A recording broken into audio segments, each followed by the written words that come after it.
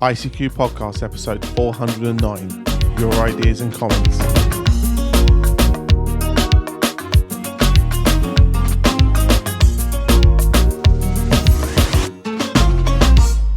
Well, hello fellow Amateur Radio enthusiasts, and welcome to this, our 409th episode of the ICQ Amateur Radio Podcast.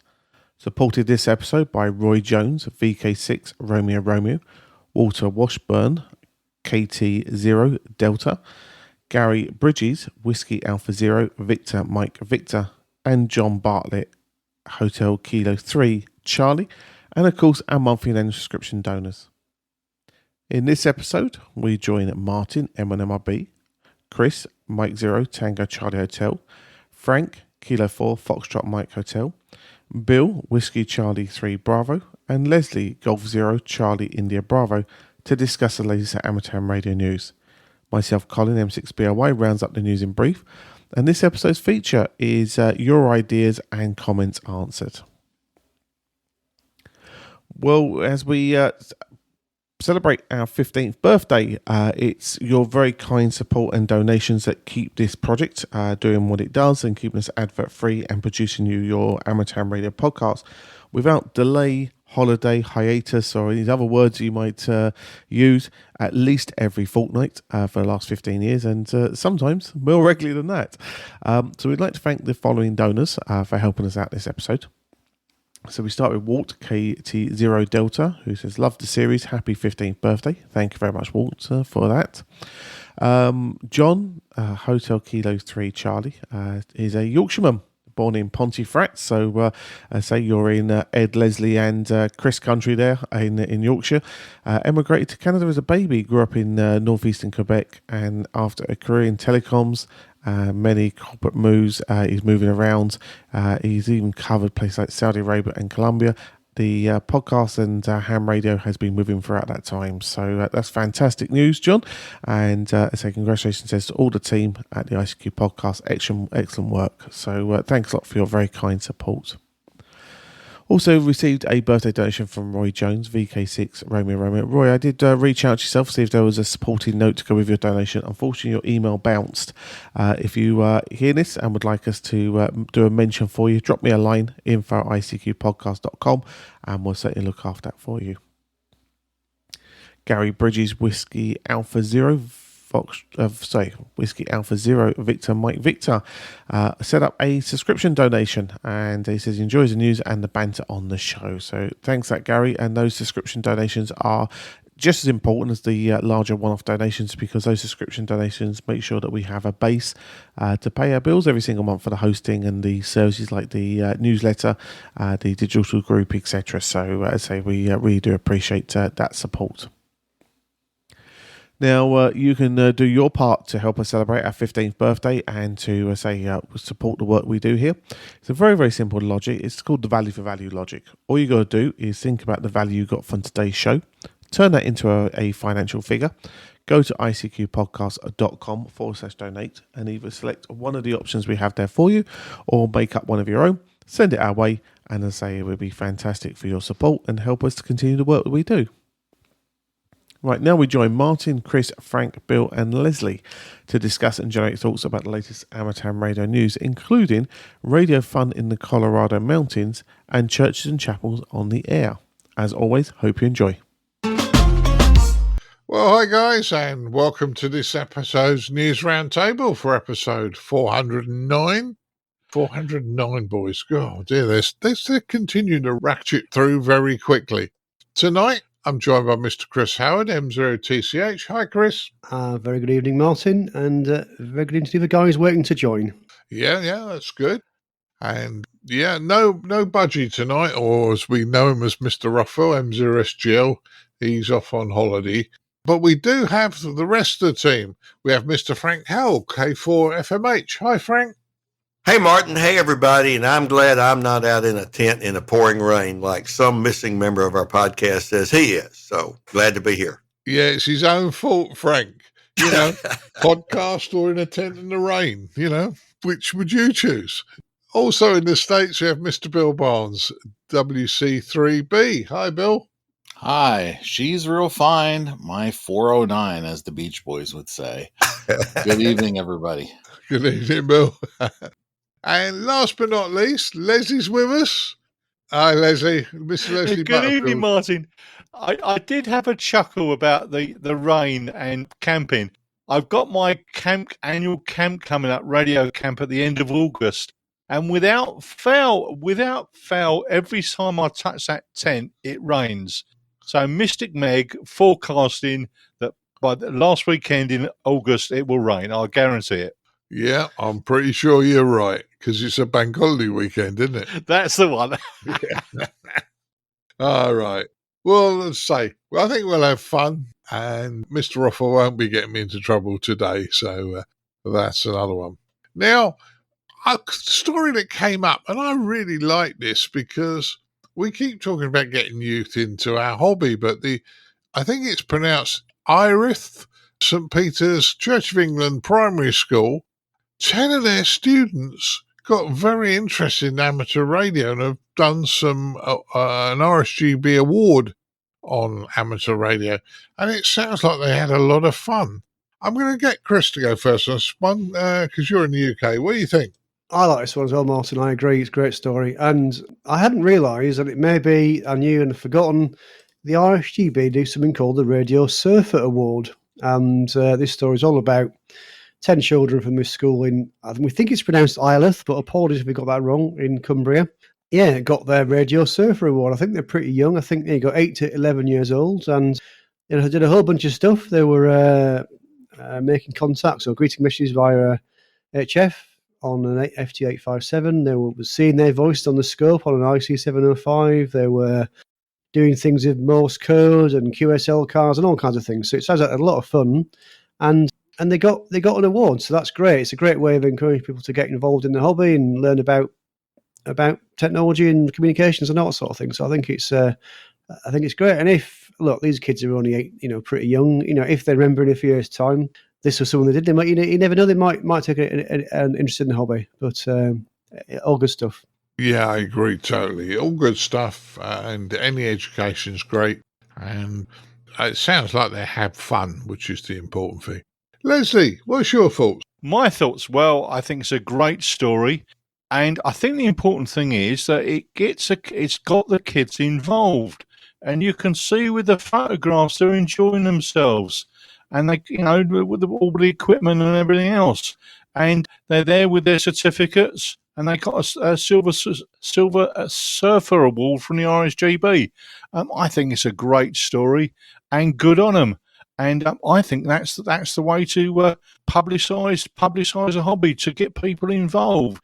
You go to exhibitions and you see somebody with their back to people, and that sort of drives me slightly insane. This is the way to do it. Get people involved. It's a great story, Martin. Yeah, I agree with you totally on that one. It's great fun. Now, guys, I know it's a UK story, but Frank, any thoughts on this one?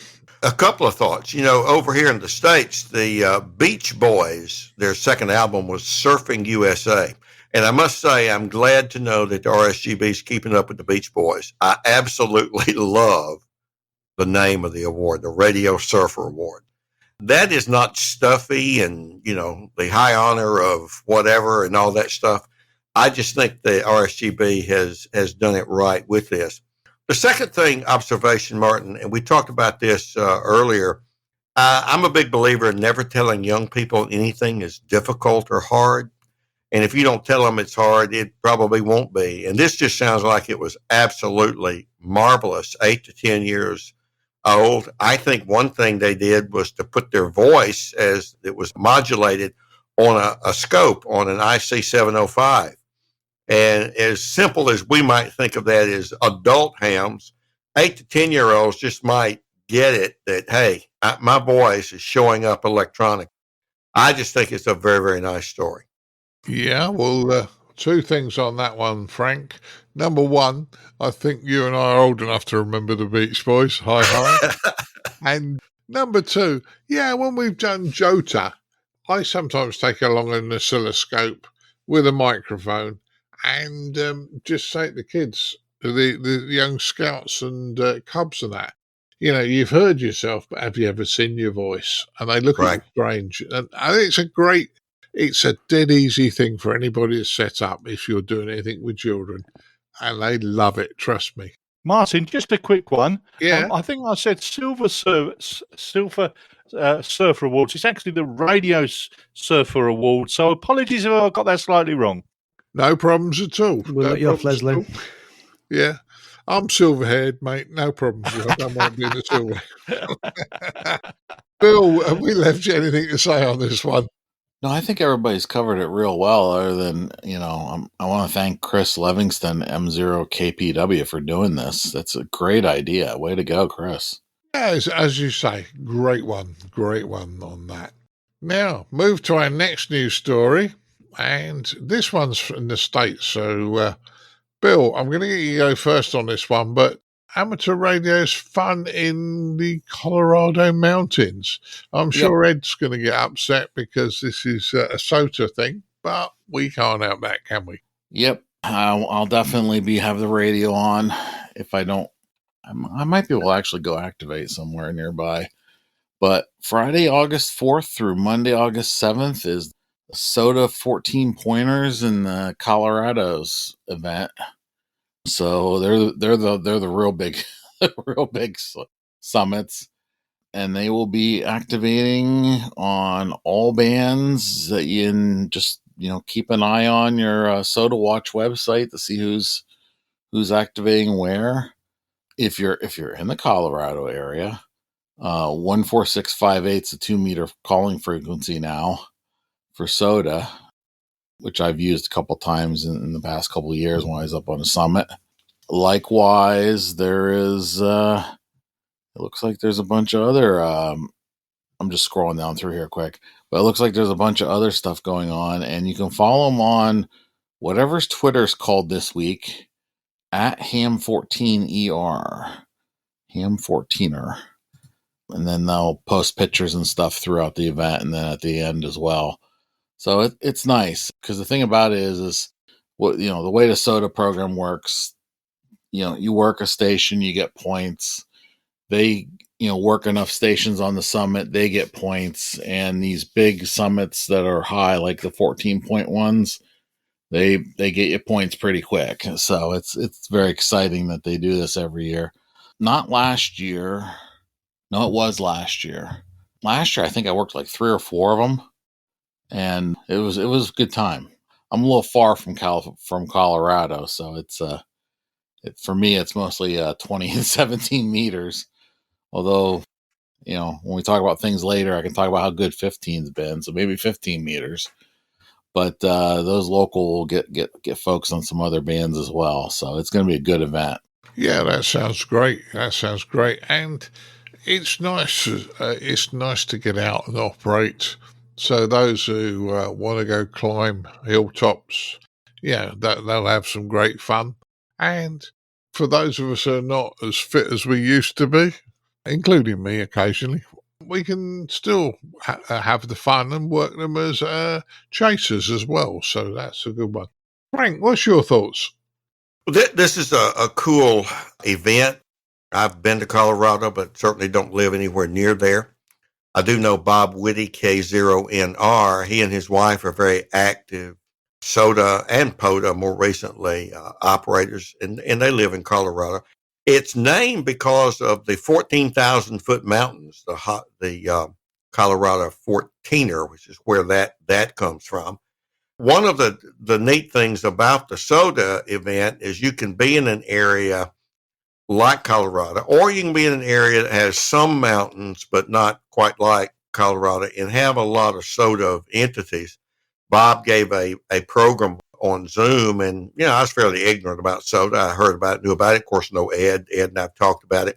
But I didn't realize it's not just a peak, but it has to be the prominence of that peak. How unique is that peak? Otherwise, you'd have a mountain and there'd be hundreds of little CHOTA positions there. So they've gone through and thought it through fairly well. So this sounds like a really neat event. And it's something I'm sure those who are involved will be really, really cool. It'll be really fun.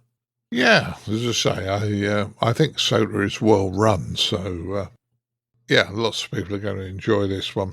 Chris, what's your thought? Yes, I mean, this looks amazing. I mean, the number of the summits in Colorado look to be, I'm guessing Colorado's a pretty mountainous place. I've never been there, but I'm actually haven't been there. I think I might have been to the Grand Canyon. Is that in Colorado? Anyway, I know it's a pretty spectacular place, and I can imagine this would be phenomenal to do some of these high peaks there. So yeah, looks good. Yeah, I think so. Now, Leslie, I know you're an HF person, but these guys are going to be doing HF as well. So there's a fair chance, if you're at home and got a bit of time, you might be able to work some of these. I just went on the CHOTA website and had a look at some of the mountains, and I thought, no, I'm a bit too old to go up there. I mean, the soul wants to go up them, but no, I'm not capable of that anymore. But it's fun, and it gets some activity on the bands, and okay, some people like to go up the mountains, great, and it is a dangerous activity. There's actually a warning there, which is not surprising looking at some of these places. But apart from that, it's fun. It gets people on the air, and it's more activity, which is what it's all about, and having a great time as well. Yeah, that's in agreement on that one, which is all good. Next news story, we seem to be rattling through these quite quickly, but the URE seeks community assistance with their URE Sat-1. Now, this is a satellite that Spain has put up, and it hasn't managed to deploy its all of its aerials or at the moment. So they've asked, can we help, or can people help? And I think this could be of interest. Frank, do you want to go first on this one? Sure. Well, the URE of Spain put up a pocket cube satellite in orbit, and they've got a problem, and they're looking for help. And surely they have gone through what they can, but they need somebody with a big VHF signal that can transmit a certain code, I presume, that will make the antennas deploy. So I just find that very interesting that they're reaching out to a community, and probably the ham radio community, to help them get through to one of their satellites. And I think it's just a wonderful opportunity for the right ham or set of hams to come through and help them. I think you're right, Frank, and I'm sure we'd probably be able to do so. Bill, you had a lecture on how these satellites deploy their antennas, didn't you? Yeah, I saw a demo unit once, and they basically send a code and warm up a resistor to let us. Well, the one I saw was kind of springy, but there's a couple different designs, like stuff that looks like tape measures and stuff like that. But the idea being is the antenna stowed so that they can launch it from the rocket. So it's basically in its cube form. And then once it gets sufficiently far away from the launch vehicle, then they can send the codes, or the timer will deploy the antennas. And that's probably, without more detail, that's my guess is what happened is the one or both of the antennas failed to deploy. So they're asking for some folks with high power VHF stations to basically flood the thing with signal so they can, retry the antenna deployment routine again. And, I immediately thought of, the folks around that have the dual rotor EME stations. It's like, yeah, those folks, hopefully one of them will step up, and when this thing flies over, they'll be able to send the codes and see if they can get the thing to release its antennas, and then hopefully it'll start working again. Because that's the unfortunate thing about all these. We had a real good string of Fox satellites that were those FM CubeSats that went up, and it's like I sent 4 or 5 of them, and only one failed on launch, which is really, really good return. But still, at this point, it's still very difficult to make something this compact survive the launch process. So hopefully, someone steps up and helps these folks out in Spain and gets their CubeSat going again. Yeah, I hope they manage to get that sorted, because that will certainly be a good thing. Now, I know you don't do satellites, Leslie, but have you got anything you want to say on this one? Because it's not really HF. I know, I don't do satellites, but the bit that did interest me about the antenna not deploying correctly. I did watch a television program about one of the satellites, and the amount of work that goes into it is quite amazing. You did sort of steal my thunder a bit about mentioning the EME guys, because as you were talking, I'm thinking, yeah, the EME guys would certainly be capable, and I know there's guys in the UK that have got the equipment and could do it. Maybe one of them would like to step forward and to see if they can help. Just an idea, Martin. Yeah, not a bad idea at all. Let's see if somebody will, like to do it. Chris, have we left you anything else to say on this one? Not a huge amount. I like Leslie. I was interested in the aerial, the fact that the aerial's not deployed, and the fact that they're asking people to help out, see if they can blast it a bit with some VHF to get it to restart, see if it will deploy the aerial. I think if someone can manage to do that, or if a number of people can try it and keep trying it and persist with it, hopefully it might coax it into action, and you'll get an aerial, and you'll suddenly have a satellite up in the air working. So fingers crossed, and good luck to them. Yeah, hopefully it does work, because it's a lot of effort to get a satellite up there, and if it fails when it's up there, that must be really heart destroying almost. You put all that. You can't call the AA and RAC out. No. And just for those who don't know what the AA is in other parts of the world, it's the Automobile Association and not Alcoholics Anonymous. But although maybe if your satellites failed, you probably do need to call out Alcoholics Anonymous. Oh dear. But yeah, as I say, a big one. Let's hope they get it sorted, because it'd be nice to get it sorted. Next news story. Frank, I ripped this straight from your website, but CHOTA 2023? Yeah.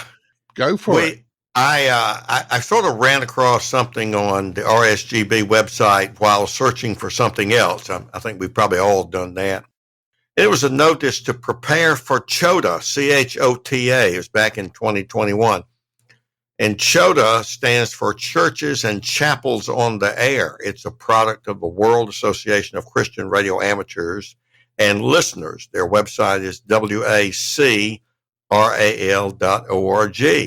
And I believe they were founded in Chris's hometown. He can comment about that in a bit, going back to 1957. And it's not a contest. It's not really a competitive thing. You can qualify for an award. But it's really been in England and the United Kingdom, I think. And when I ran across this, I thought, okay, I'm a member of a church. And as I've struggled here with how do we reach young people and women, particularly for ham radio. We've worked on schools. I've promoted libraries. Churches tend to have paid staff members, or certainly volunteers, that focus on youth and others on women in their ministry. So it occurred to me, if you focus on this from a secular point of view, well, here's another institutional space through which young people and women might be reached through amateur radio. So what I did was I contacted John G3XYF, who is the coordinator for CHOTA, and checked on CHOTA 2023. It will be on September the 9th. That's a Saturday, so no skipping church service on Sunday. If you attend to do this will be on Saturday. And I asked him, had anyone done it in the States? And he said not that he was aware of. So my church, Highlands Presbyterian Church in Ridgeland, Mississippi, where I live, we have a 16-acre campus, and I talked to my church administrator, and I had an inside angle on this, Martin, and guys, I happen to know that he's interested in getting his ham license. So he was a quick sell, and one corner of our 16-acre campus is a small grove of trees, And our church is located right across from a major retail and residential community called the Township. And so that particular area is something that we see and our groundskeeper cuts the grass under. But I had never been up there, and our church administrator had never really been up there. We walk up there, and it's this beautiful meadow with tall trees and so forth. So I put together a Churches on the Air activity for September 9th for here in Ridgeland at my church, and posted a blog post about it, and that's syndicated on amateurradio.com. And I've been contacted by about 4 churches, one, what we call here in the state, a mega church. That is, they may have 20,000 members near Nashville, with others interested in doing this. So if you go to my blog at k4fmh.com, you'll see it's the top blog post right now. And if you have an interest in doing this, there's no real competition. You just get on there. It's a little bit like Parks on the Air. Just get on there. Where are you calling CQ from? And make your contact. You need to contact John G3XYF just to tell him that you plan to activate a church. But that's about it. He doesn't really even collect logs. I've kind of made an offer. If people want to send me their log in ADI format, I'll create a snazzy little map for my blog as a follow-up to show who was where and who contacted whom. Now, as I said earlier, I had the magic phrase, at least here in the South. I've got a food truck will be on site. So there will be food involved, and that tends to draw a crowd around here, folks. So that's about it. Not a big deal, but something I hope will catch on and will spread CHOTA from England here to the States.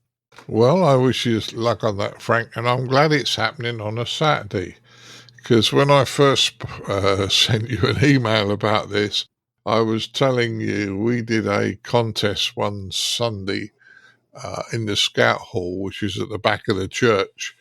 And one of the ladies from the Scout Hall knew what we were up to, and her husband's an amateur. And she said the PA system kept going. She said just distorted enough that nobody else really understood it. But well, if your call sign included Jesus, you may have been onto something there, Mark. I might have been. But hey, it's one of those things. Leslie, it's HF. You got to have something on this one. It's getting the hobby out there, and I think it's a great idea, Frank. More power to your airboat and having this wonderful field that you can put antennas up. I mean, we just don't have that here. We have like a shoebox, and if you put anything more than a dipole up, people complain. So, I think it's a really good idea, Frank. Good on you. Well, I think if you get your antenna blessed by the priest, surely it will be okay. There you go. So that's good. Chris, I believe this whole idea originally started in your hometown. Well, I didn't know this until tonight. So the organisation, which is the Association of Christian Radio Amateurs and Listeners, which is WACRAL, started out in Huddersfield in 1957. So fancy that, which is where I'm from. So I've just been looking at the website for them, and absolutely, this is where this event, this Church and Chapels on the Air event has come from. So it looks very interesting. It looks though it's a bit of fun. It's not a contest. It's just a way of getting things on the air, generating a bit of interest, and hopefully you'll get lots of folks involved. But yeah, it's just interesting that it's from where I'm from. I've just been looking at the history of this. So yeah, it's interesting, and yeah, I'm sure it'll be fun. People that want to get involved. I hope so. Bill, Frank's a bit far south from you, isn't he? From what I remember, will your signals go that way well or not? It depends on the bands. Yeah, Mississippi. A little later in the day, maybe 40, definitely 20. So we'll see how things go. I don't know if Frank mentioned a date. Saturday, September 9th, 2023. Yes. I just want to make sure that's out there. So keep your ears available and look for folks on the spotting cluster with the CHOTA comment, I would hope. But good luck, Frank. That sounds like you're going to have a good time. We're going to have good food because I've already seen what the menu's going to be. So. Well, all in all, this sounds like you're going to have great fun, Frank. And a shame I can't get over and be with you for this one. That would have been all right, you know. Well, if the pun intended, you can be with us in spirit. Okay. Oh, yeah, no problems at all. Well, have fun, Frank, and I hope it inspires some of our other amateurs to maybe get involved on that day and increase the stations that are on. Right, last news story, and in fairness, I thought I was being a bit naughty by mentioning that the FCC is recruiting field agents, and it was actually a post saying, you know, this is what we're looking for, job applications. And in fairness, I thought, hey, that ain't bad. That ain't too bad. So, looks quite an interesting job. I'm going to get Chris to go first on this one. What do you think, Chris? Well, we must first point out that we are not sponsored by the FCC. We are independent, but they're not paying us to say this to promote this recruitment campaign. But no, it's great. It shows that, you know, this field is alive and well, and you know, need to get people in.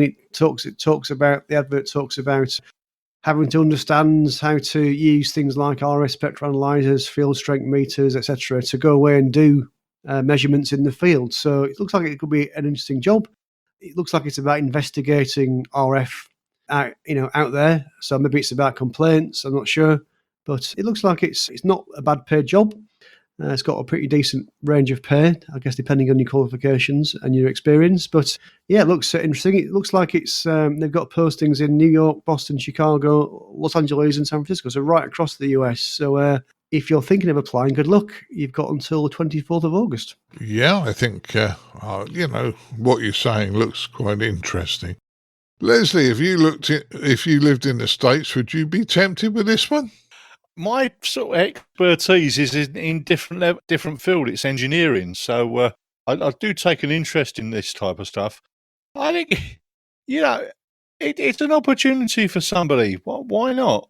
If somebody's got the background, I've seen people apply for the organisation in this country, and they transferred from one organisation and then went to work for Ofcom. So the opportunities are out there.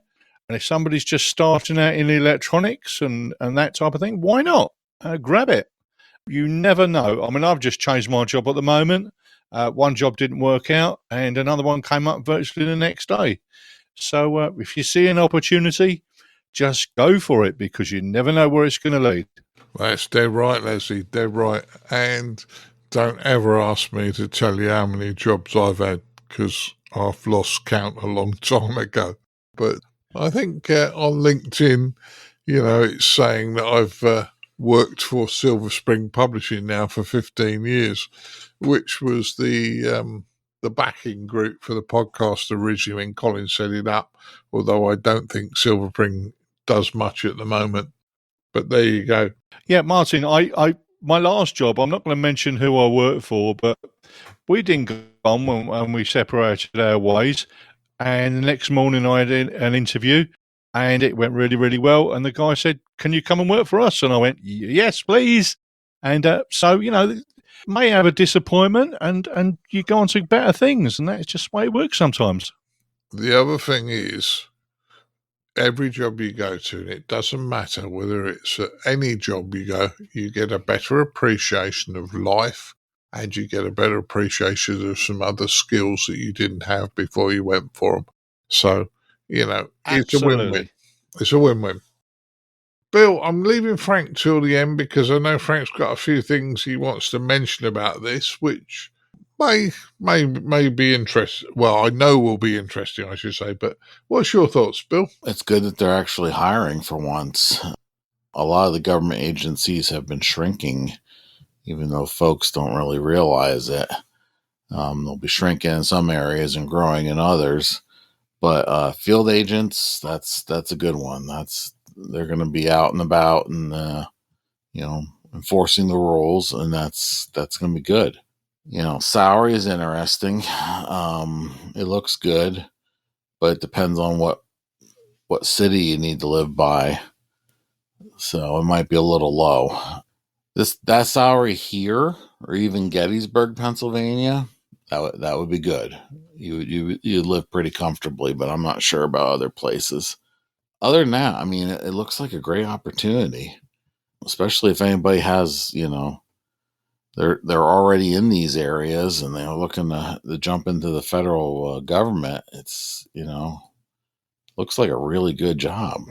Well, that's exactly what I was thinking. And yeah, compared with UK salaries, it looked very, very interesting. Frank, you're not so sure, though, are you? Well, I'm very positive about the jobs. Now, the offices in question are where particularly young people like to go, because young people, more or less, want to go where there's culture, life, and stuff going on. That's New York, Boston, Chicago, Los Angeles, and San Francisco. The salary range is $66,000 to $158,000 a year, depending on qualifications and experience. So it's not just for beginners, but there is an entry portal there. One of the challenges for those markets, and I had an opportunity to discuss this with Riley Hollingsworth, who runs the VM program, Volunteer Monitor Program for the ARRL, and is a retiree from the FCC Enforcement Bureau, and he readily agreed. You're probably, as someone starting out, not likely to want to buy a house in, a particular market necessarily. You're a little more experienced, you might. But just take a gander at these median, half or more, half or less, median house prices. Boston is $444,000. Chicago, a measly $252,000. Los Angeles, $710,000.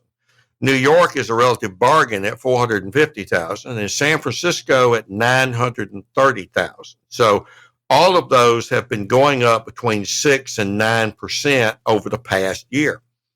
So a lot of people who go into a market like that would probably want to rent a place to live or lease, and not necessarily try to buy. So they would probably want to get in there. So that may be a challenge, or they're going to be commuting. Now, the really good thing about this, we hams collectively, what is it we hear hams say? Oh, the FCC, they're not looking at things. They're not dropping the hammer on people. Well, in fact, we've reported here on the podcast some of the widely known things that they have done. So they are doing that. But here they are hiring people. They're hiring people to do this kind of analysis using test gear that we all kind of know and love, and looking at radio frequency engineering and interference. So, in fact, the FCC is increasing in those 5 areas. And so some of that may be on the pirate FM, I'm told, from no one in particular. But it'll be a challenge, but it's really good news, Martin, in my opinion. Yeah, I agree with you. And I think, for somebody who's in a ham radio operator with the right qualifications, this is going to be your fun job, because you're going to be doing lots of interesting RF stuff. Yeah, okay, house prices may be expensive in some of those cities, but I guess if you're out and about, that might be you're working from home and only go to the office once every now and again. So, I think this is a wonderful job, and I'll be honest with you, I've got a wonderful job at the moment, so I'm not looking to move, but even if it would have been in the UK. But a lot of the Ofcom guys are amateur radio guys, and when we get to talk to them, they understand our problems, the guys at the root level. So, I think that's why they've mentioned and published this within the amateur community, because I think that's probably what they're looking for, people with the skills that we develop as in amateur radio. So enough of my waffling on that one. Well, I think that was a bit of fun. Interesting stories. Usually this time of the year, the stories dry up a bit, but we've got a few out tonight, which has been great fun. Right, let's find out what everybody's been up to. Bill, what have you been up to since we last spoke to you? I missed last month. Got tied up with work. So it would have been the beginning of June. I did work the Rockall Island Expedition MM0UKI on both FT8 and CW. That was quite an expedition they did there. If folks remember, this is a incredibly inhospitable rock off the coast of Scotland. And it's very inhospitable. So they activated it for a couple days, and then one of the folks stayed on it for a fundraiser. I mean, I don't know if anybody remembers what that fundraiser was for, but I thought that was neat as well. Actually, I worked all 13 colonies for the 13 colony special event station. This year I decided to do them all QRP SSB. So I got the KX3 out and had that sitting up. And even the one day I was actually sitting out on the back porch with the link dipole up, because we've been blessed with some good weeks of weather here. And a lot of my contacts over the last month have been 17 meters and 15 meters. And that's why I wanted to mention the bands are awake. They are doing well. The SFI right now at this moment of recording is 169 with an A11. That's a little noisy. With a K2, which is not noisy. And the bands are open for HF, guys. You know, I know Frank's got some friends now that in high places that, you know, are doing different predictions of solar cycles, and so far that what I'm experiencing on the HF side is matching what was predicted by the folks. So it's been very exciting. Had a lot of good time so far. Just the big catches this time of year, we just about get a thunderstorm almost every day. So I got to unplug and shut down for those. But other than that, I've had a heck of a good time on 17 and 15 meters. And even SSB's been open. Worked a bunch of stations as well on SSB, the 15 meters one day. So very exciting. Yeah, certainly sounds it, Bill. And you got that smile in your voice, so I know you've been enjoying yourself. Frank, what have you been up to? Well, been a little bit of the same and a little bit of the new. Of course, organizing the CHOTA event, and that's just kind of been fun. I've had great cooperation, including our library system. They've got our flyer that I put together, and they are putting it in their windows and promoting it through their adult and children's services program. So hopefully we'll see if they can drive some people to CHOTA on September 9th. I did put my message in a suitcase Flex SDR transceiver system on the air. Works well. Like any other initial shakedown, you decide you want to make some mods to it.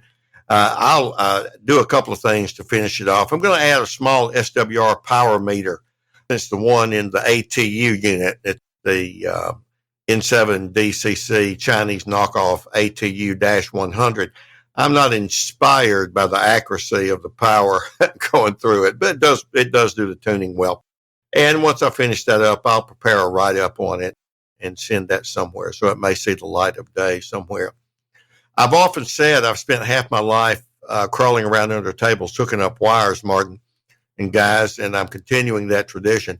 I'm rewiring the GPS discipline oscillator system in my workbench room. I've got some additional test gear that needs an external reference signal.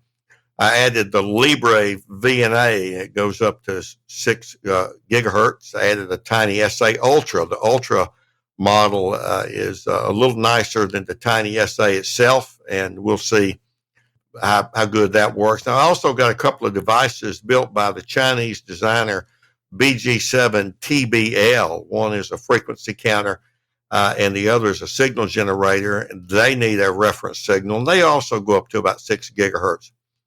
So my SDR Kits VNA sitting there on my bench also needs reference signal at 10 megahertz. So I got 2 8-channel GPS DO distribution boxes that are also designed by BG7 TBL in China. And it will feed, one of them will feed about 10 workbench measurement devices, like some older HP equipment and others, in some IT racks that I have 2 of them bolted together. If you think an L shape with my workbench on the main part of the letter L, and off to my left is the smaller part that are two IT racks put together. That will give me a good solid 10 megahertz reference signal. And it makes that older HP gear that's fairly cheap on eBay, if you get a working device that works, it makes them much, much more accurate and valuable. So there's a rumor that a magnolia tree outside of my house that it may have an active GPS antenna up in the crown of it, but that's just a rumor going around in certain circles. So I should have a much better and more accurate test bench here once I get that done. Another little item I'm working on is, if you've kept up with battery and solar technology over just the last 2 years, you'll see that so many devices and things have just gotten better and better. A couple of years ago, I bought a couple of 100 amp hour LiFePO batteries and put together a rolling battery station, and they are put in parallel. Well, listeners may know that each battery like that actually has an embedded battery management system inside the case, and it kind of regulates and monitors each of the cells and their state of charge.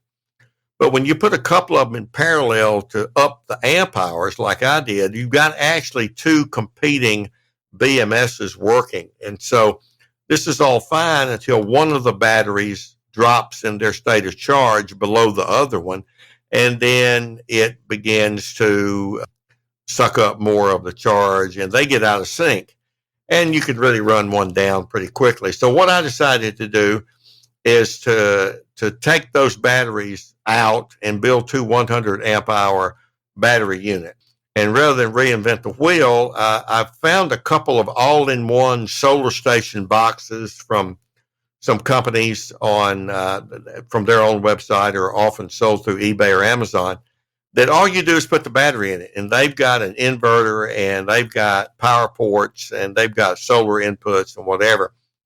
And after watching a few YouTube videos, I bought one from the Chinese power company Liciti, Licciti. Not terribly expensive, less than $200. It only requires a battery to be installed. It's got a 1,000-watt pure sine wave inverter, which is not bad. It's got monitoring meters, USB ports, 250-amp port, input or output, so you can put a solar panel in on one and get 50 amps out on the other. And it's also got one 175-amp port. Now, that's important for me because I need 75 amp for one of my portable radios, which has an ALS 500M 500-watt amplifier in it. It needs 75 amps. So this little box can be monitored by an app on your phone or tablet, either Android or Apple. So it seemed like a pretty good gamble. It's literally being delivered here this afternoon as we're recording. If that works out well, I may buy another one for the remaining 100-amp battery.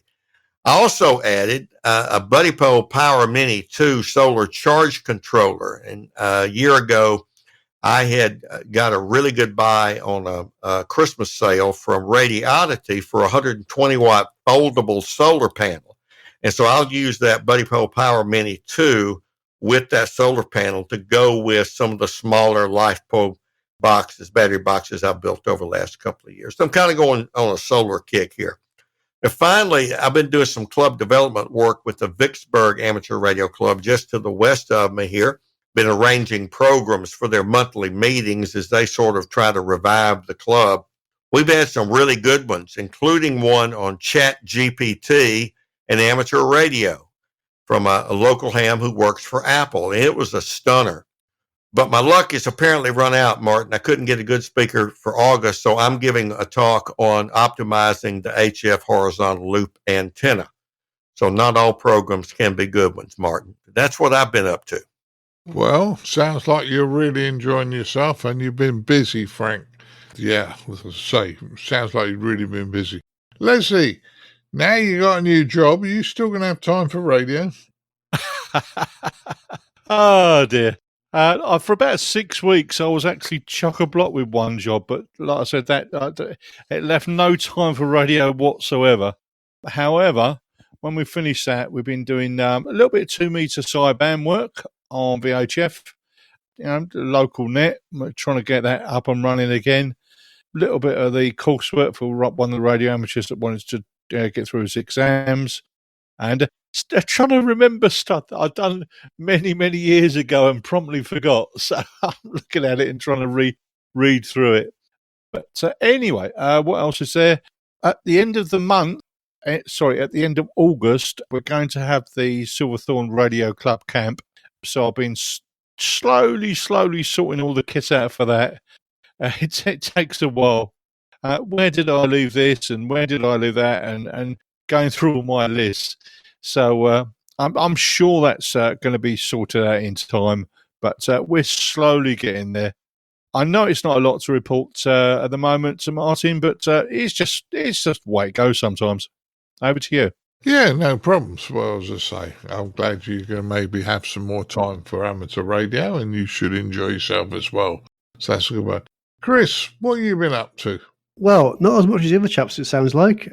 I did a talk for the Sutton and Cheam Club, essentially talking about our trip to Friedrichshafen. So I talked about all that last week. I've just been doing some admin stuff really for the radio club. So things like sending out emails and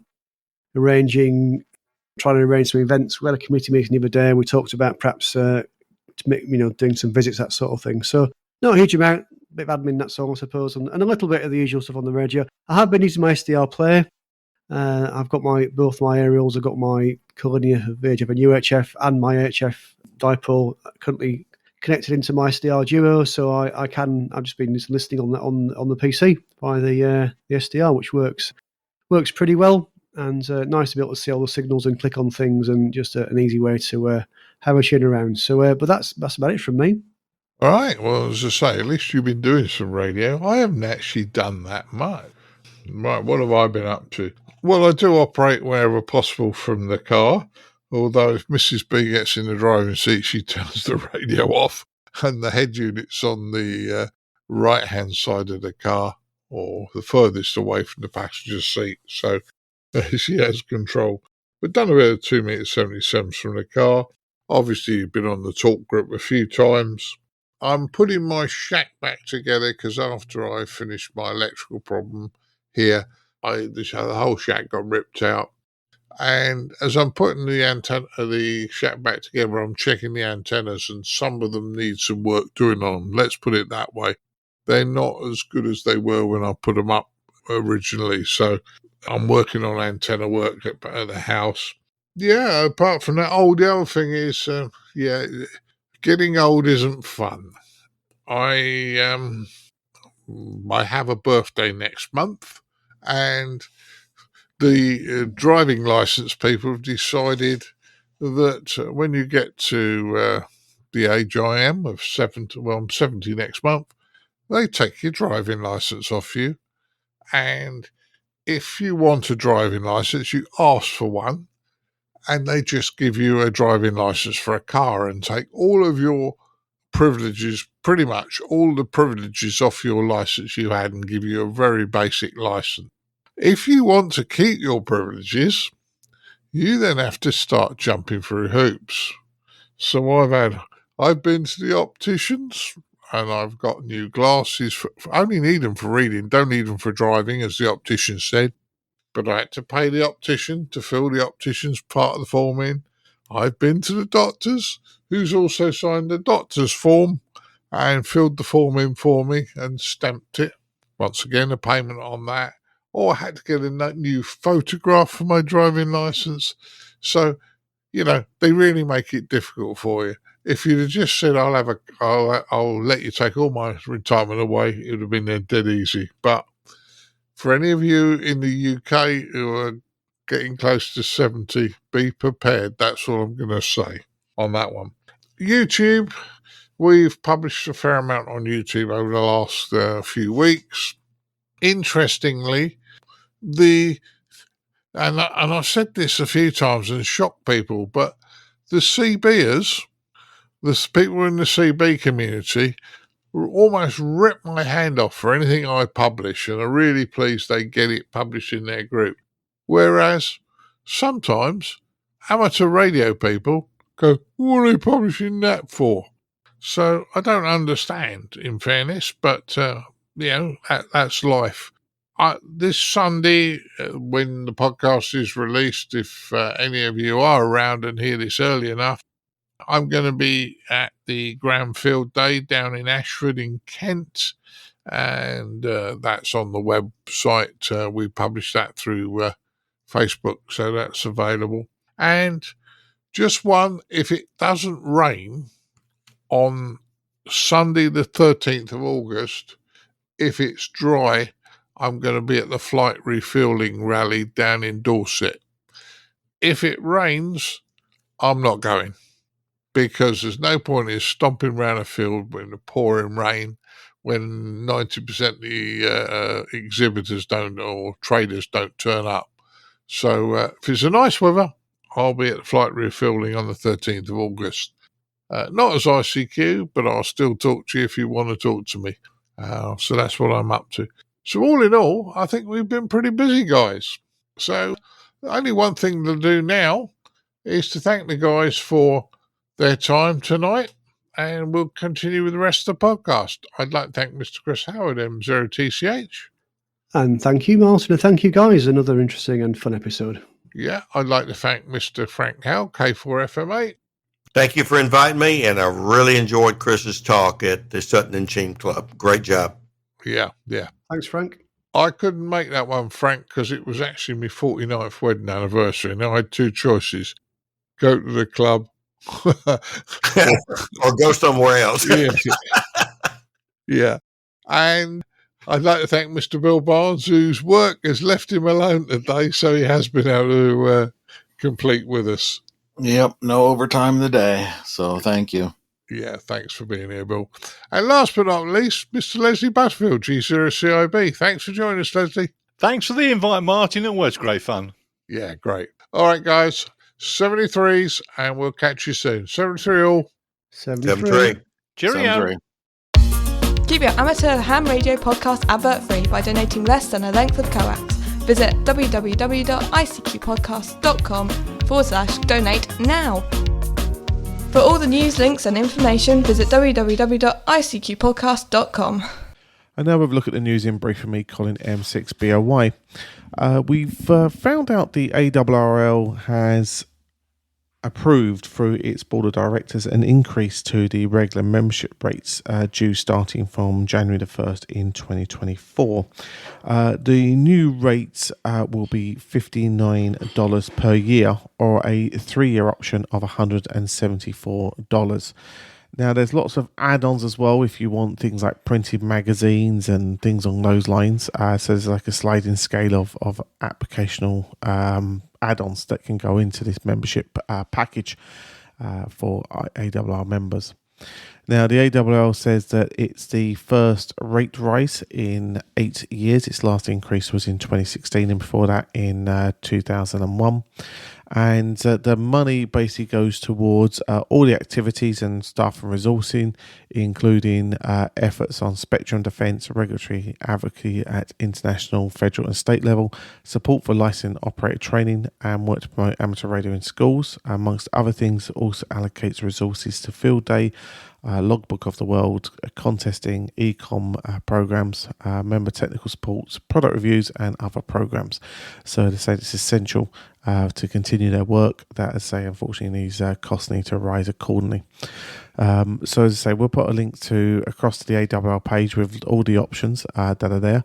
But in essence, as I say, it's an increase to $59 from January 2024.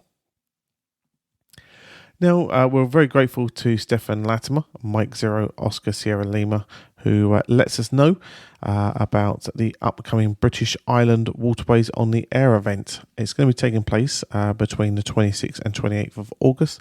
Open to all amateurs who are boaters, cyclists and walkers and other users of canals, rivers, towpaths and riverbanks for work or recreation.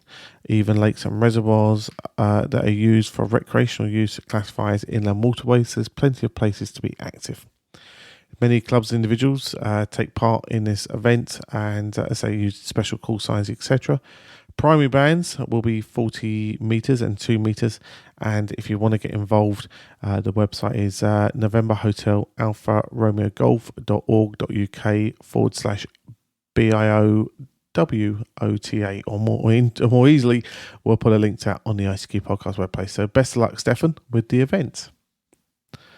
Right, now we head over to our features episode where we discuss your recent feedback from many of our recent interviews and the events we've attended, and I hope you enjoy.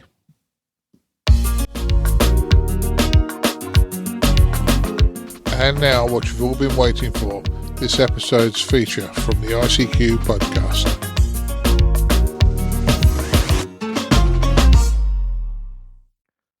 Well, everybody, welcome to our feature for this episode, episode number 409. And we've had a lot of feedback from a lot of listeners over the last few episodes, following on from our trip to Friedrichshafen and also our interview with the RSGB as well regarding the proposed license changes in the UK. So what we thought we'd do, we'd gather up a lot of this feedback and work our way through it. And we really do appreciate the way of getting in touch with us. These are comments that have been sent to us by various channels, either by our YouTube channel, our Twitter feeds, or via posting on icqpodcast.com. So great way of keeping in touch with us. And one of the new innovations we've got is actually, if you want to comment on an individual episode now, there's a way you can actually record an audio clip that we can actually use in the show and bring your thoughts and feelings about our wonderful hobby to the forefront. Now we're going to start off with a piece of feedback from an episode 4 episodes ago. It was our relation to CW Innovations, and Code 6 is the username here, and says best interview that CW Innovations done. The course they are doing is well explained, and a quality over quantity type of focus groups with ops who are doing on the QSOs. It's no more professional students or begging ops to get on the air. How refreshing. So that was an interview you did about 6 weeks ago, if I remember rightly. And certainly, as I say, I know they guys also dropped us a mail to say they had lots of interest on the ICQ podcast community as well. So great to hear say that the CW community really got involved in that one and really appreciated that interview. Yeah. I'll give you a bit more background history for the listeners. Karen Eve Murray, KD2GUT, is very big into Morse. She really wants to do Morse, and she did this course. And she suggested, hey guys, why don't we talk to these people? Now, in fairness, and I've owned up to this, I don't do Morse. I have this problem of I'm running at about 200 miles an hour, and every time I stop and relax, I just fall asleep. So, in fairness, trying to learn Morse, I sit down, I listen, and I can guarantee within 2 minutes, I'm counting sheep. So I thought, well, let's ask Dan Romacek, KB6NU, to interview them, and he knew Glenn as well, so that was quite nice. And in fairness, they did a good interview for us. Dan did a good interview with Glenn, and at the end of the day, yes, you guys who are interested, CW, did contact them, and their courses are quite well booked at the moment. So I think that was a lucky one, a lucky break on our point where Karen spotted that. And this gentleman said it was the best interview that CW Innovations has done. So good on them. Yeah, and apologies to Dan. Sorry, Dan, I forgot you'd done that interview. I thought that was one of yours, Dad. So apologies, Dan, for not giving you credit for that one. So I say well done on getting that done there. Now, certainly one I know you definitely did do, Dad, because this was our big piece of work at Friedrichshafen, was in relation to the proposal of UK license changes. Now, just to give you guys a flavour of what happened, we were alerted to the idea that the RSGB wanted to talk to us about something, but they wouldn't tell us exactly what. And this broke on Friday afternoon. We had an interview slot lined up for Saturday morning, And to think that, say, we interviewed and had everything arranged for a special and in the can for the following day to release out of scope, as I say, was a tremendous effort by the whole team. And as I say, again, got quite a lot of feedback and quite a lot of interest. So we really think it was worthwhile doing that. It was quite weird discussing UK license changes while sitting in Germany. But as I say, the news story was there and we were happy to bring it to you. So some of the comments we got in it, they do bounce around a little bit. So do bear with us, guys, as we float through some of these comments and we'll discuss some of the ideas. But the most important thing about this is that while comments to us are great and your ideas are great, you really do need to go to the Ofcom website and fill in the relevant consultation documents, proposal forms, etc. Because we really do need to make sure that we let it known of our thoughts and feelings in relation to these changes. So first off, we got 4X for radio. Says, why won't the RSGB advocate for 8 meters, 40 megahertz? Is it not more of the same? There are more jurisdictions obtain access, currently around 8. Most recently they have Ireland on the doorstep with border access, etc. So, as I say, that 8 meter access obviously being an option. I would suggest this could be probably a phase 2 type thing for this type of thing. I think the idea what Ofcom are trying to do is to get ease of access and some ease of getting people in and probably make things, I suppose, less restrictive and a bit easier.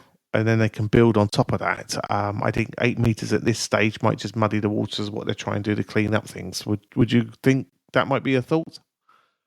Yeah, well, it was an interesting document, Colin. I think it's about 130 odd pages. And yes, we spent a lot of time looking at it. Yes, we may have missed a few bits. And I think within the document, there are lots of things that excite some people, but don't excite others. And there's always the bit that you're interested in, that you're passionate about, you want to see happen. I don't believe 8 meters was ever mentioned. There's something that potentially will be looked at, I'm sure, as time goes on, but that was never in the document. I'm guessing it would be. But in fairness, 8 meters. I mean, it's not unheard of for some countries to have different frequency allocations. I mean, in fairness, our 2 meters and 77 allocations are different to the States. We have 4 meters. There are countries in Europe that don't have 4 meters. So, ideally, at some point in time, it will start to align itself, one hopes. But that's then down to us badgering people like the IAIU and that to say, come on, this is what we want. So, and I'm sure the RSGB will do that. However, 4 meters I didn't see in there. And for the gentleman who requested 8 meters rather, I should have said 8, not 4. Generally, we wanted 8 meters. I've no objections about it. It's just it wasn't in there in this form. This whole document was about cleaning up the licensing, making it easier, and bringing it into the 21st century. And it's very positive to amateur radio. And I think that the fact it was positive, and if we respond positively, then other things coming forward at a later date, like 8 meters, will also get responded to positively. And like Colin says, I just hope people respond. Because if they don't, then Ofcom's going to say, well, nobody's bothered anyway, so why should we be? So that's my concern there, Colin. Yeah. You're right. It was about 130 pages. I remember being a very antisocial dinner guest on Friday night as I was desperately trying to read through the guts of that 130 pages before that interview. So, there was a lot in it. There was a lot in it to digest very, very quickly. So, hope we got as much as we could for you guys. The DJ Unreal basically commends us on not only discussion on lighting changes, but some of the off-topic conversation too. That was nice to see, and he appreciated the job there, so we thank you for that. Peter TT4HE goes by this username. Says, anyone know what the pass mark is for a merit for the full license? For distinction, he thought it was 85%. I don't know. Is this something you would know, Dad, from your training days? Right, from my training days, the pass mark, I think, is about 70%. I think. He talks about distinction and that sort of thing. That hasn't been around for at least 20 years. I know when I did my RAE license, which was a city and guilds, my instructor marked my sheet, and he reckoned I got it to, I think it was about 98%, and he's on my mark. He said you pretty much aced it, but when my City and Guild certificate came through, it just said it was a pass. So, in fairness, they don't. It's either a pass or fail now. The pass mark can vary slightly, as with all examinations, because obviously, if you set an examination and everybody gets question A wrong, then often, or question 1 wrong, often that would be the question they'll remove. So it's one of those things in exams. What they tend to do is mark the first 100 papers and then see if there's a pattern. And if everybody in the first 100 got, say, question 1 wrong, they go back and look at it and go, "Oh, that's ambiguous. Yeah, I can see why it was ambiguous. We remove that from the question pool, and then so that you don't get marked on whether you passed or failed on that particular question, and then they work it from there." So, yeah, it's a difficult one. It's so many answers out of the total number you have to get right. I mean, from a foundation license, it's I think you have to get 19 out of 26. And going forward, I can't remember the others off the top of my head, but there you go, Colin. Yeah. Now, John Clark sort of echoes that idea. He says he thinks he recalls that 70% and above for distinction, in the 60s for a merit, and 40 plus for a pass is what he vaguely remembers. But he says that was 30 years ago.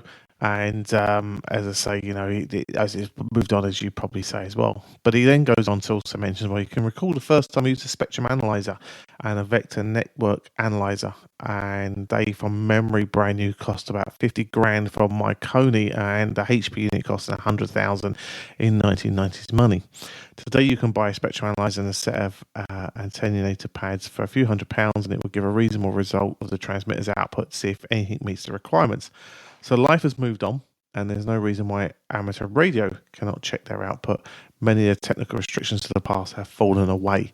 I think that's a good point as well, that, as I say, from a financial point of view, our hobby has got relatively more affordable, maybe we should say. I mean, I'm not saying there isn't expensive rigs and expensive stuff out there, what it would be, but maybe the mass electronic production of today does make some of these things a lot more feasible to purchase than they were once before.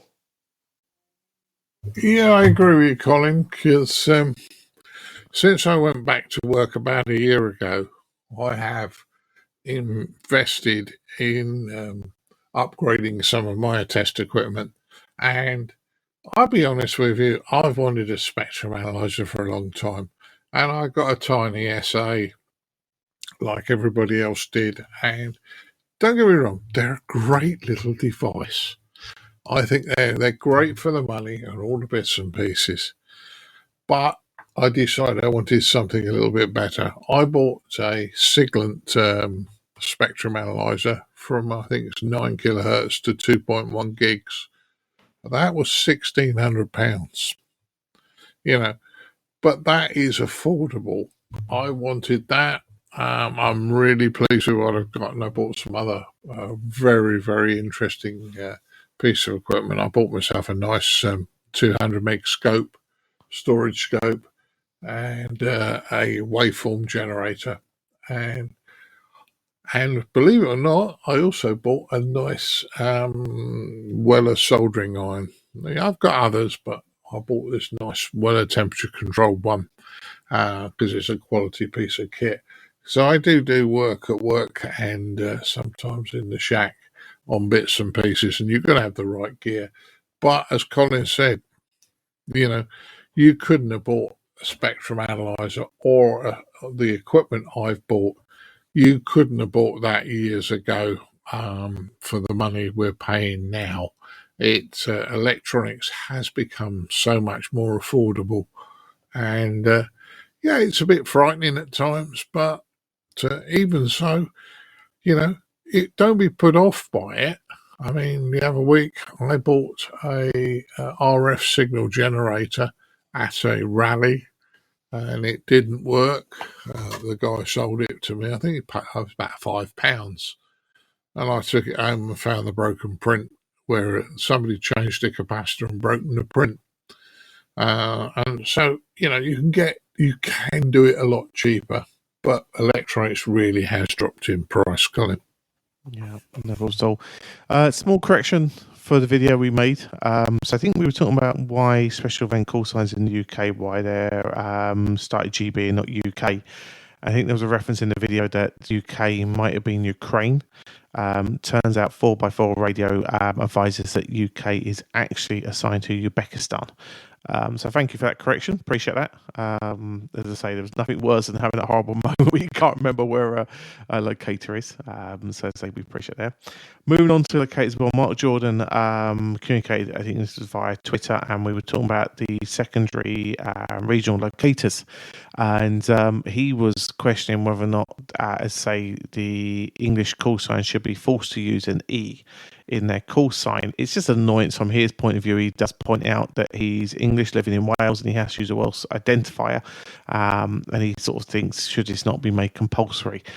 Now, as I understand it from the documentation, it's a optional requirement more than anything else. It gives people in England the opportunity to put an E into their call sign to signify they are there for, certainly for the full level. I believe also foundation, because I know it's already there for intermediate. So technically I become ME6BLY if I read that correctly, if I wanted to use it, but it's not a compulsory element as far as I'm aware at the moment. But again, you have that opportunity to make that case in the consultation document and go from there. Elliot Mansfield tweeted us and said, I think far more electronics to mass theory should be removed because many people build their own, because how many people build their own kits? Just feels a case of we had to learn it, so you do it attitude from the old beards. Maybe if you want to construct your own gear, then yes, you need to know the theory and should be able to demonstrate it by passing the appropriate exam.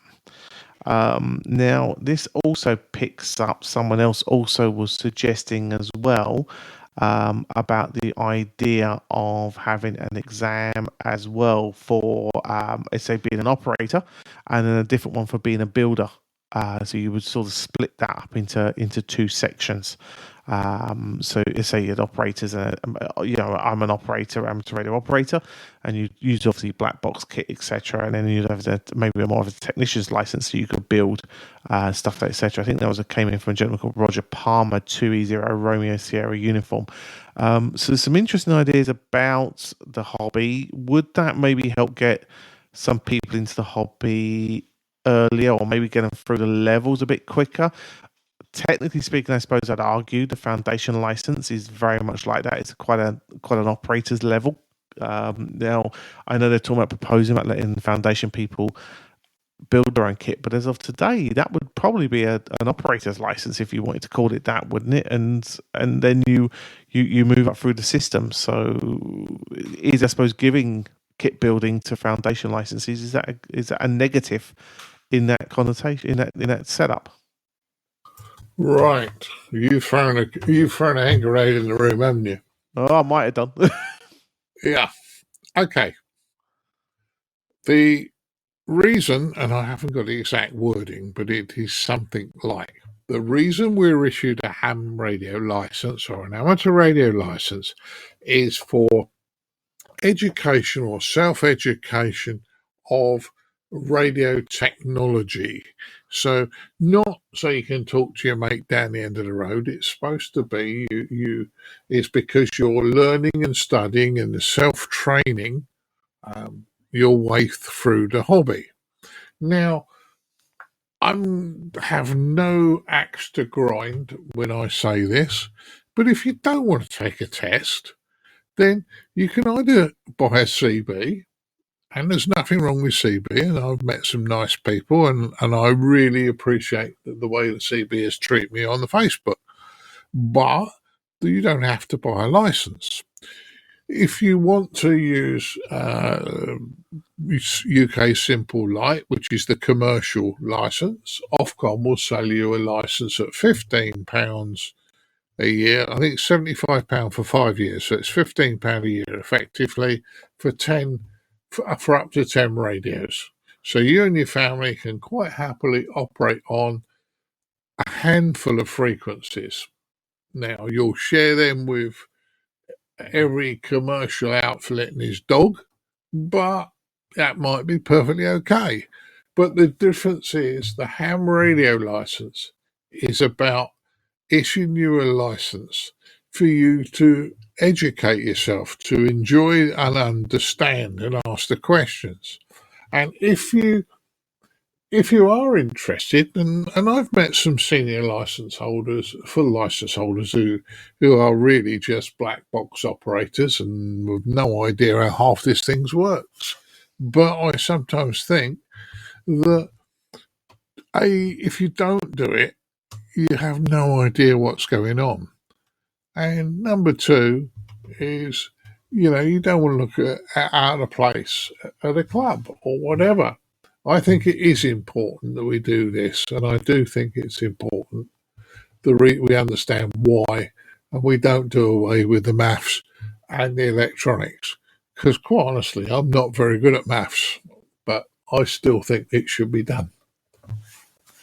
And then the last point that was raised by both Roger and a gentleman called Tim Pettis is whether or not it should be an open book exam, similar to, I suppose, the American system where they give the questions and the answer pool for people to revise. Well, I did all three of the American exams on one day, and it nearly blew my mind. Yes, the standard argument for 90% of UK hams is the American license is dead easy because they give you all the answers. Well, guys, if you can remember about 900 answers for each of the licenses, so if you do all three licenses in one day, you have got to memorize 2,700 answers. And a lot of the questions are very, very similar. So it's not just easy, oh, that's that one, oh, that's that one, oh, it's that one. You do have to learn it. And in fairness, yes, the American exam does give you the answers, and Dan writes the book explaining all the answers. However, that's a lot of work if it's done properly. And okay, the UK license, they don't have as many questions. They don't have as many questions, but they do keep them secret. And they, pick, when they set an exam up, they pick them from their pool of questions. As an examiner, examiners see the questions. As an instructor, I'm not allowed to see the questions. And equally, it's pointless a student coming out afterwards and saying, I disagree with this question, because usually when they're getting all upset about something, it's nothing to do with the question. They've misinterpreted it. So I can't sometimes give them the truthful answer because they haven't given me the question. They've given me an emotive answer to a question. So very quickly, I had some guys come out in the car park when we'd done a foundation license exam.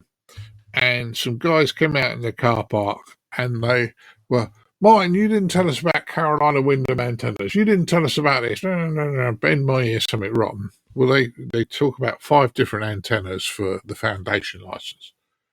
And when I went in and kicked off, because that's what the guys were saying, I went in and kicked off at the senior examiner, and he went, Martin, that was like they could have written a block. They could have written a block of concrete. If you don't know what it is, if it's not in the syllabus, then it's not the right answer. So long-winded answer, Colin. Yeah, no problems at all. So we're going to sum up with Sanjip, EI7 India Juliet Bravo said to sum up the interview. Good to hear the positive changes to the UK amateur radio community, and this has been the hot news being discussed by the communities also outside the UK. Episode a good balance of covering the main points and getting the opinion of speakers. And the discussion was like a table discussion between friends, so around a dinner table. So thank you for that feedback, Sanjit. It was. Let's say if anyone's ever been to Friedrichshafen, there's a special block just away from the main hall where the media centre is, and it's one of the small joys of us travelling. I think it was something like guts of 12 hours from my house to get to Friedrichshafen, but it's one of the joys of doing a 12-hour trip there and back is that you do get a coffee and a place to do some work, etc. in Friedrichshafen. As I say, we had the guys there look after us, and we thanked them for looking after us for the couple of days we were at the show. And they couldn't do enough for us to give us the space to do that interview. They were absolutely phenomenal in looking after us there. And as I say, not only the whole team that was in Friedrichshafen from ICQ point of view, but the Friedrichshafen Messe team, as I say, they were on par there to help us get that type of interview done. So we really do appreciate them there. Now, I'd say there were other interviews from the show. We caught up with Hans Summers from QRP Labs. Hans is always great to have a chat to, and we say his interview is on the YouTube channel, and obviously in episode 407. I believe. So William VK5 Charlie Victor says, he has tells a great story. Hans was testing a rig on JS8 with me on 40-meter grey line. A component let smoke out, so he quickly fixed it and continued to test QSO me, and it was great fun. So great to hear that feedback. And also a T. O'Brien Jr. says, great back to the bench, soldering iron ready. Hans is a gentleman who sets a high standard for ham radio vendors. So great to hear your feedback on Hans. And I also love the story of his daughter and doing the Pico balloon with the daughter, and really, that passion of bringing amateur radio into education, which is something we talk a lot about at the moment. And it was great to see that, as I say, Hans was bringing that wonderful joy of education to the children of his daughter's school. So well done there, Hans. I like that one, and I've interviewed Hans a couple of times over the years. I've known him quite a while, and just as a little aside here, Chris interviewed Hans. Great interview, Chris, no problems at all. And I walked up to the stand just afterwards, and Hans leans across, looks me straight in the eye, and he said, Martin, I've done the interview, I ain't doing it again. And I said, Hans, you behave yourself. I want it again. I'll get it again. And that's the sort of banter between Hans and I. He's a great guy. I've got a lot of time for Hans. And I'd say I've known him for the best part of 20 years, but he is fun. And it was a real pleasure to see him, Colin. Exactly. The Rockall D expedition, we caught up with Emil. Again, had a good chat with him. And Paul, that sends a piece of feedback. Paul, Mike 0, Oscar, Charlie, Romeo. And he says, Oscar, Quebec, Romeo. And he says, operating Rockall could have been a little bit more structured. It's not hard to ask for any stations with a 0, etc. Or QRP only, please. Or whatever. Just letting 1,000 chasers pile up and picking the loudest each time really limits the variety of stations. And to what the expedition, just his 2 cents worth. I think, as I say, I've known him for the best part of 20 years, but he is a great guy. I've got a lot of time for Hans. And it was great to see that, as I say, Hans was bringing that wonderful joy of education, which is something we talk a lot about at the moment. And it was great to see that, as I say, Hans was bringing that wonderful joy of education to the children of his daughter's school. So well done there, Hans. I think that goes back to some of the things when we spoke to IOTA and we spoke to the DXCC group, the Swiss DXCC group, etc. That Rockall was such a special, one-off, highly desirable the expedition that I just think it just caught everybody's attention, and I'm sure even when you talk to Emil, I think even he was astounded by the interaction with the community and the response that we gave him. Yeah, I think, from the interview, and you guys would have seen it, I was almost scraping Emil off the ceiling. He was so excited. He was so happy, the whole 9 yards, that they'd done this. And good on him. I've interviewed him twice, once before he went and once in Friedrichshafen. In the response to you saying, big pile-ups and one thing and another, unfortunately, everybody shouts at the station they want. And I got annoyed when I very first came into the hobby. I got annoyed, and I spoke to a guy who ran a big event station and one thing and another. And I said to him, it's pretty pointless. You guys ignore us. You just ignore us. And he said, Martin, he said, we often hear the QRP stations. The problem we've got is, at the same time, due to bad operating, a QRO station will be flattening you, coming over the top of you, just talking over the top of you, because they don't care about it. It's bad operating. He said, so we work them to get rid of them, to try and work you, and then another QRO station comes in. So we work them to get rid of it. By the time we could work you, you've got fed up and gone off and given up. And it's probably he's probably quite right.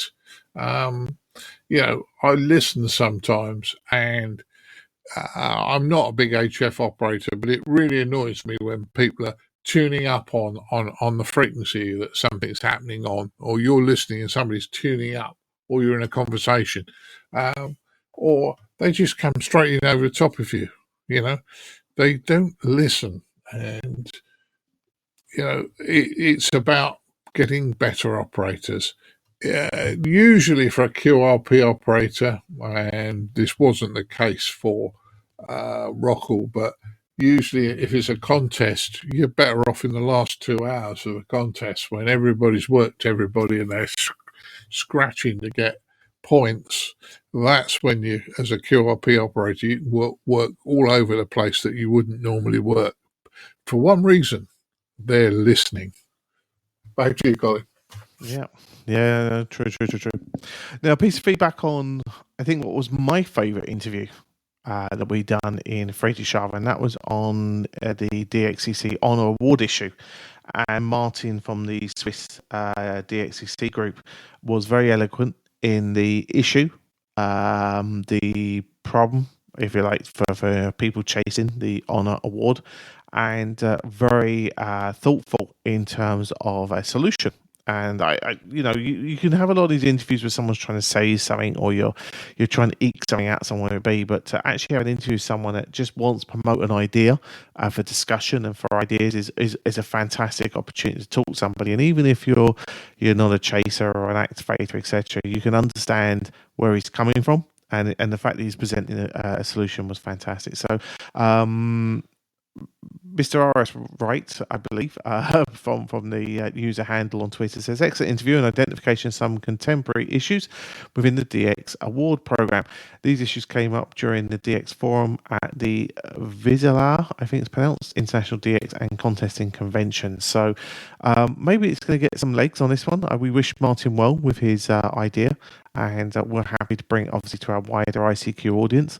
I think that probably shows you as well why Rockall was so popular. He was telling us that it's very, very hard to get honour status, and for Rockall to come up, would have had everybody chasing that, because particularly if you needed the last few to try and get your honour award, why that would have been so popular. So no, I really do appreciate your feedback, and I say that I still concur. One of my favourite interviews of the weekend. Yeah, Martin was very, very excited about what he's trying to achieve, and I wish him all the best going forward. I think Yeah, he's identified an issue, and he's not only just sat there and identified an issue and he's moaning about it, he's actually trying to put a solution in. So that's a good one, Colin. Yeah, that's exactly. Was it the business management saying, "Don't come into my office with a monkey on your back and just stick it on my desk. Expect to take a monkey away with you. So I don't come in with a problem. Take a solution with you," type of thing. And I think it's great that he's thought it through and come up from there. Now we finish up with pieces of feedback in relation to the announcement about World Radio Team Contest Championship for 2026 that'll be taking place in the southeast of England. So Michael India 7 Delta Yankee Tango. No, Juliet Tango. Sorry. You can tell it's getting along on the call signs. I'm starting to mess them up. Says it should be an amazing event. Everyone is free is prepare and hone their skills. Wish you all the best. Let's say T. O'Brien as well says look forward to his event. And Sanjip EI7 India Juliet Bravo. Excellent news. Congratulations to everybody going to be involved. It's going to be an exciting year in 2016. So, we're really looking forward to working with the guys and promoting that more as we get closer to the event. We'll be working with Mark Haynes and his team now to bring you all the news, and we'll see how that pans out. But it's certainly a fantastic opportunity for that event to be in the UK in 2026. So we're certainly going to look forward to that. Well, I think that's great, and it was great to catch up with Mark. And I found out afterwards the gentleman who was with him was his dad, so in Freakshaven. So it was nice to meet up with the pair of them. Yeah, Mark's done very well for himself on this one, and I'm pleased. We've known Mark over 10 years on the podcast scene, so that's good news. One last thing I'd like to throw in, Colin, if it's okay with you, is thank you guys for your feedback.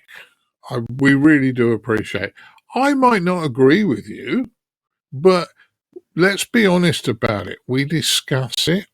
You are entitled to your opinion, the same as I'm entitled to mine. I'm hoping that I've answered it correctly, what my feelings are. And for those who are listening, who haven't sent feedback in, some will agree with you and some will agree with me. But what's more, we've discussed it. And I do thank you for your feedback, Colin. Exactly. I mean, what does it say? There's some great sayings about this sort of stuff, but at the end of the day, we prefer to debate and discuss opinions rather than one of the same ones. So we're always open to your feedback. There's loads of ways of getting in touch with us. There's obviously the podcast website, icqpodcast.com. On the show pages is a way you can leave audio feedback, you can leave written feedback there, etc. You can drop us a mail on our Twitter accounts, on our Facebook accounts, on our YouTubes, etc. So any which way you'd like to send that into us, you're more than welcome to. And as I say, we do love to hear your thoughts. And as I say, again, I'll really defend anyone's opinion as long as you have one. You know what I mean? And we may not agree, but I'll also always back the fact that we have opinions and we're willing to discuss them, which I think is what makes the people we meet in this hobby so wonderful. So no, we certainly will for now. Well, we hope you've enjoyed the thoughts and opinions of your fellow community in this features episode. And as I say, we'll just wrap up the final parts of our show now. And as I say, we'll tell you what, Dad, why don't we just move straight into that rather than, as I say, cut this into a different bit. We might as well roll straight in and finish up the show. So we're going to thank the guys that took part in the news roundtable with you, which were Chris, Mike 0 Tango Charlie Hotel, Frank Kilo 4 Foxtrot Mike Hotel, Bill Whiskey Charlie 3 Bravo, and Leslie Golf 0 Charlie India Bravo. And of course, we would love to thank our donors this episode. So that was Walt KT0 Delta, John Hotel Kilo 3 Charlie, and Gary Bridges Whiskey Alpha 0 Victor Mike Victor, and of course our monthly subscription donors. We really do appreciate their very kind support to the ICQ podcast. As always, guys, what we would ask you to do is if you found value from the show for what we do, etc. And remember, it's our birthday month, so there's nothing wrong with buying us a birthday cake or a birthday drink, etc. I know we're only 15, we're not supposed to drink, but it happens. So you can visit our special donation page.